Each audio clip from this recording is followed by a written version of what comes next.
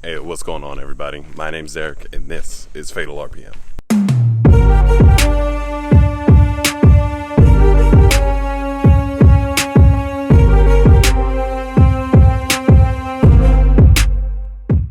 So today's a beautiful day, absolutely. You can see the sun's already out. So we're actually going to be working on the Z. However, there are a few things we got to get for the car first. So what we're going to be doing on it, I'll let you know as soon as we get back from the store. Actually, that window down so we can go ahead and hear that cool start. Whew. Absolutely beautiful. All right, let's go.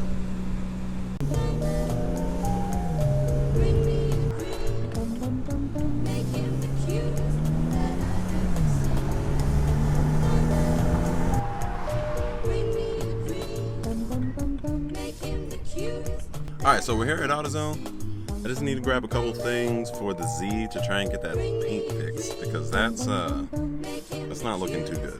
In addition to that, we're also going to be replacing the door strikers because I'll show you. Let's go and get these parts.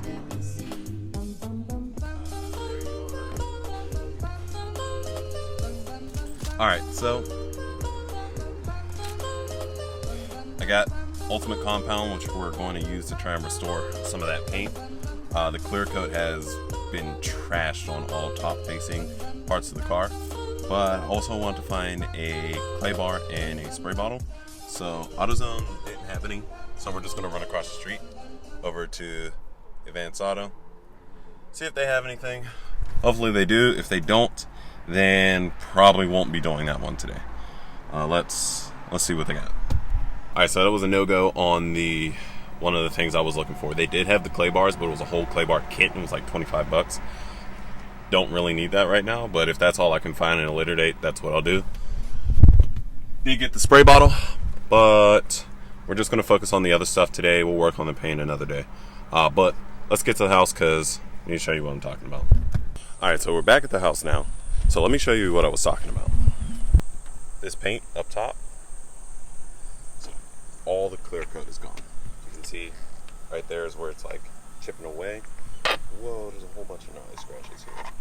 But all the paint's faded, clear coat's gone, all through there. So not entirely sure how I'm going to do that. I'm going to probably just try and fade it in. I don't know.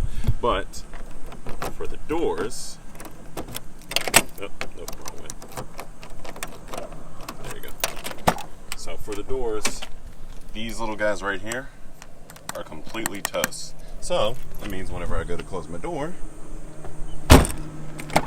it's super wobbly. It's worse on the other side than it is over here. But pretty much what we're going to have to do is take out these two large Phillips heads. I'm going to try and keep the alignment of the door and everything by using like the dirt outline of the current strikers. But go ahead and walk around the back. I got two new strikers here. So I'm going to go ahead and get these installed, and then afterwards we're going to put on the wheel from the Genesis because this wheel is no bueno. Also, I have a front cover for it, but the cover doesn't have, the wheel here doesn't have the brackets to mount the front cover to it with all the controls and stuff. So since I have the aftermarket radio in there now, I am not going to be using the controls anyway because I don't feel like wiring that up and getting the adapter and everything for it. So we're just going to go ahead and get rid of the wheel. But first things first, these strikers.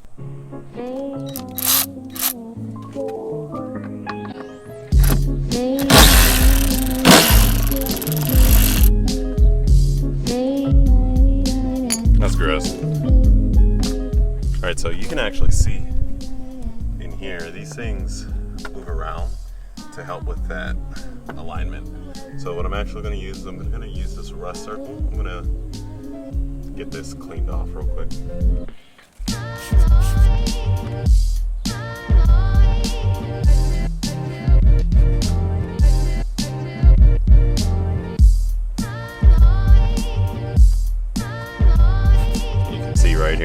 thing, tight.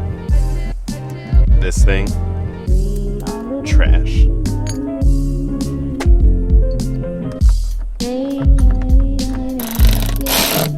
So hopefully I did everything right here.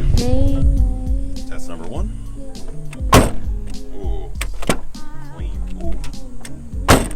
Look at that. It's nice and crisp too now. Like whenever I'm pulling the handle, how I used to pull it before, it would feel like,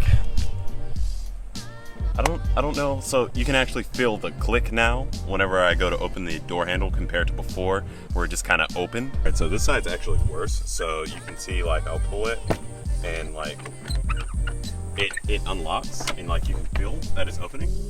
But this one felt even worse, mainly when you go to close the door, because half the times whenever you go to close it, it does that.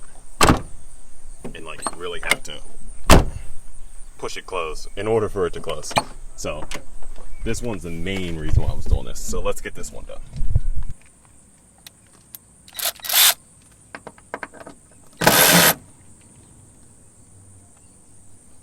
What the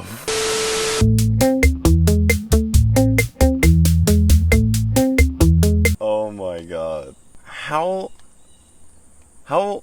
What? How, but, like, I thought it stripped the thing at first, because I saw, like, the metal, but no, though. I don't understand how that happens. Huh. Interesting. Okay, well then I'll need a new one of these. But I need to find a screwdriver in the meantime, because I don't think... Yeah, I'm not getting anything off with that. I need to find a screwdriver. Alright, so I did find another one. I had another bit, luckily.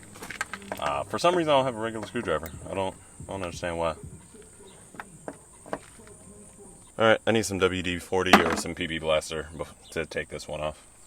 Alright, been having the PB Blaster on there for a couple minutes. Switched out to a different bit, a little girthier bit.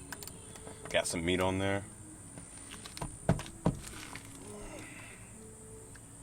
Yeah, this is also gonna strip that. See if we can get the bottom one off.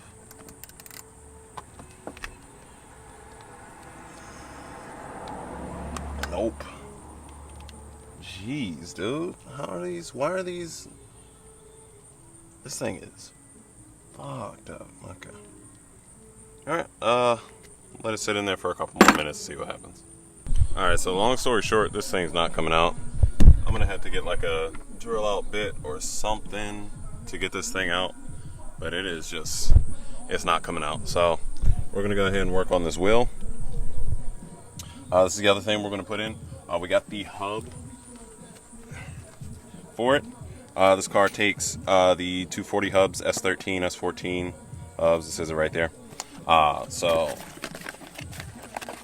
I went ahead and ordered this guy. It's funny, it looks just like the Sparco one, or not the Sparco one, but the NRG hub that we had for the other one. But we're gonna go ahead and get this on after. I cannot find the other part to the quick release, so I'm gonna go ahead and take this off and we're gonna bolt it straight to that. So first things first, we need to go ahead and get these things off. I think they're like 3 or 4 mil. I can't tell, this thing's so rusted out. That's what I get for leaving my tools outside though, I guess, in the rain. But yeah, let's go ahead and get these things out. Went ahead and got the screws out of the wheel along with the horn. And now what we need to do is we need to get this nut out of here. 19 works. Alright, so we're going to use the 19. The good thing about the 300ZXs, they'll have this little dot right there that indicates the wheel being straight. As you can see, this wheel was put on crooked last time it was put on. So that's straight, and it lines up with the dot right there. So what we need to do is go ahead and get this off and send it home. There we go. Now we want to leave it on a little bit. As usual, go ahead and get this wheel off. This is going to be hard as hell to do with one hand. I already know it is. Alright, so yeah, just a couple hard taps and a quick rock. It does have like a little thread there if you have something that will push it away, but I'm not worried about all that. So let's go ahead and, cool, it's all the way loose. Go ahead and thread this the rest of the way off. Go ahead and take this, set it off to the side. Surprisingly, no washer behind it, but that's fine. Let's go ahead and pop the wheel off. Go behind here, and that's broken. Okay. Looks like there's 2 clips back here, so let's see if I can just, yep, just pull those 2 back, and this will come right. Oh, say word, what? Huh? Time out. Oh! Clock spins on here. Alright, so I'm going to figure out how to take this off and then get back to you because my battery's running low on here, so we're going to do that. So we got a white plug back here, right here, that this all plugs into. So I'm going to lose my horn functionality, but I'll just wire it off of there like I did on the Genesis at some point. So I need to find out how to get my hand in there. It's probably going to be easier if I... Oh, God. So after some finagling, got it off. So something I didn't realize is you can both push and pull this thing down. If you pull it down, it goes higher. But if you push it up, it goes lower and locks into place, which is very interesting. So I was actually able to fit my gigantic hands back there. But there's also another wire over here, and I'm not sure if you can really see it, this one here, that you might want to pull up out of the way with one finger and then like kind of push it out. But after a little finagling, got it out. I put this on because I wasn't sure if I was doing something wrong. So let's go ahead and pop that right back off. And what we're going to go ahead and do is, we know that this is centered by the hole. So, oh, that's wrong. I'm going to go ahead and center that. That's going to line up with the top hole. As you can see, it does right there. So, now what we need to do is, I'm not going to be using these right now, so these will stay in their respective areas, but grab the nut, start to thread that on, grab the impact wrench, which is up here. There you go. Hub's on.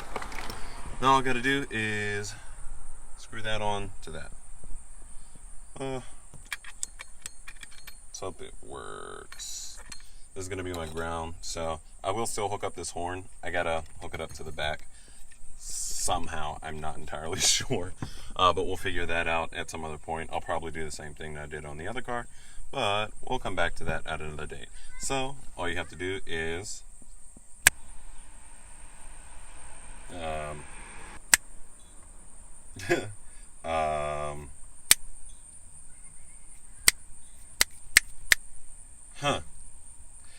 guess the horn's not going to work. So it actually is way too thick to fit, because if you look down from here, actually maybe not, that bolt sticks out just the slightest bit, so it won't fit on the front here with this, especially since it goes deeper than the actual wheel itself. So no go on the horn, unfortunately, but if I still wire it up, I can figure something out that I can do in here. Luckily this came with some other hardware. They are countersunk screws, which I like better anyway, because these ones here would have stuck out, which is not as good of a look as something that sits flush, but feels nice just like it did before. I'm glad that I could take a part of the Genesis and bring it over to the new project car. Unfortunately, can't use the shift knob because the Genesis was a 6-speed. This is a 5-speed, and that would just look weird to have 6 speeds on the shift knob and have there be a 6-speed, or have there be 5 speeds. And the even worse part is reverse is here, where the 6-speed would have been on the Genesis. And that's the last thing I need if someone else is driving my car and they go like, oh, it's a 6-speed. Bam, right into reverse, money shift. And very expensive things break. So that's that. Everything's tight. It's lined up nice and straight, as you can see there. I do need an alignment, because if I held the wheel straight, the wheel, it wouldn't go straight. It's actually cocked all the way over to the right. But just because we've been sitting here forever with the door open, I can find my key here.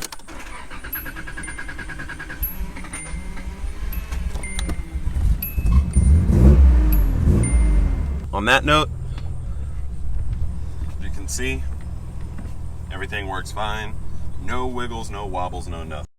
All straight. So that's going to be it for me today, everybody. I want to thank you for watching as always. The sun is absolutely killing me right now.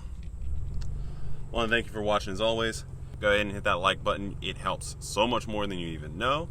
It makes YouTube, well, not makes YouTube, it lets YouTube know that people like the video, and it will put it out there for other people to see.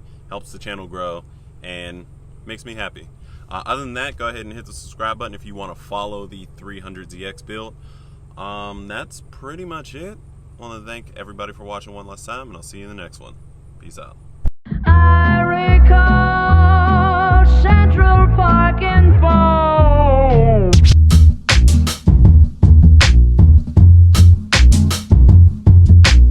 Not the change.